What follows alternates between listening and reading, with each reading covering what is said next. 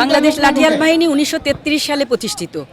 প্রায় 91 বছর পার করেছি আমরা। আমি কিন্তু থার্ড জেনারেশন। আমার নানা বাংলাদেশ লাঠিয়াল বাহিনীর প্রতিষ্ঠাতা, তারপরে আমার মা খেলেছে এই ময়দানে, তারপর আমি এসেছি।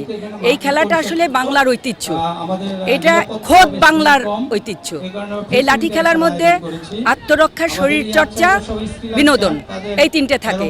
এখন আমরা এই গ্রাম বাংলার লাঠিটাকে সবসময় অ্যাভয়েড করি, মানে কি পছন্দ করি না, কেননা এটা গ্রামের খেলা এই করে।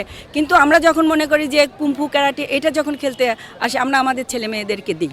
আমরা চাই যে আসলে আমার দেশ, আমার কালচার, এটাকে সারা বিশ্বে যাতে আমরা প্রচার করতে পারি যে এটা আমার নিজস্ব ঐতিহ্য, এইটাই আমার সবচেয়ে বড় দাবি।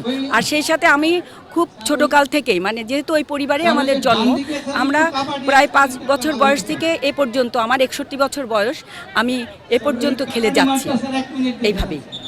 আমরা এখনও মন্ত্রী মহোদয়ের কাছে আমাদের একটা বিনীত আবেদন যে উনি যাতে জাতীয়করণ করলে আমরা স্কুল, কলেজ, বিভিন্ন গ্রাম পর্যায়ে এই খেলাটাকে চর্চা করাতে পারি। কেননা এখানে যখন বিনোদন, যেটা বলে বিনোদন, যখন ঢোলের তালে নৃত্য করছে, এটা কিন্তু এক্সারসাইজ। আবার যখন আমি ফাইট দেখালাম, তখন দেখেন ওই জায়গায় আত্মরক্ষা। হ্যাঁ, এইটা প্রতিটা মানুষের জন্য আত্মরক্ষাটা দরকার, শরীরচর্চাটা দরকার। সে জন্মের পর থেকে বলে না যে শরীরচর্চাটা করো, সুস্থ থাকবা। এটা আমরা এই লাঠিটাকে প্রাধান্য দিয়ে সেই কালচারটাকেও বহন করতে চাই, তারপরে এই শরীরচর্চাটাও যাতে থাকে।